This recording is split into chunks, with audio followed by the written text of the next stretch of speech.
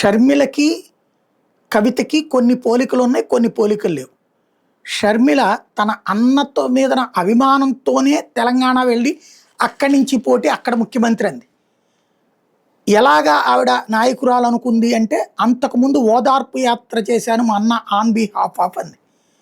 జగన్ మీద ఉన్నటువంటి ప్రేమ, రాజశేఖర రెడ్డి మీద ఉన్న ప్రేమతో షర్మిల వెనకాల నడిచారు. కానీ షర్మిలకు అంత సీన్ లేదన్నది తెలంగాణలో పాదయాత్ర సందర్భంగా అర్థమైంది.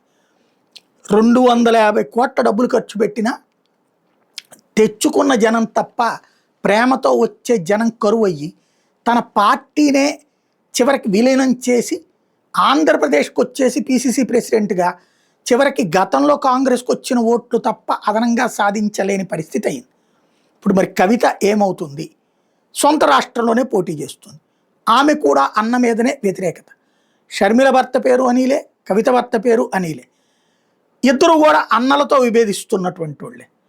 తండ్రిని ప్రేమిస్తుంది షర్మిల, తండ్రిని కూడా ద్వేషిస్తుంది కవిత. తాజాగా ఆమె చేపట్టినటువంటి జనం బాట కార్యక్రమం అన్నటువంటిది జనం లేక ఇంటి బాట పట్టాల్సిన పరిస్థితి వచ్చిందన్నటువంటిది బీఆర్ఎస్ శ్రేణులు, కాంగ్రెస్ శ్రేణులు చేస్తున్న ప్రచారం. వాస్తవం ఏంటో రాబోయే రోజుల్లో తేలుతుంది.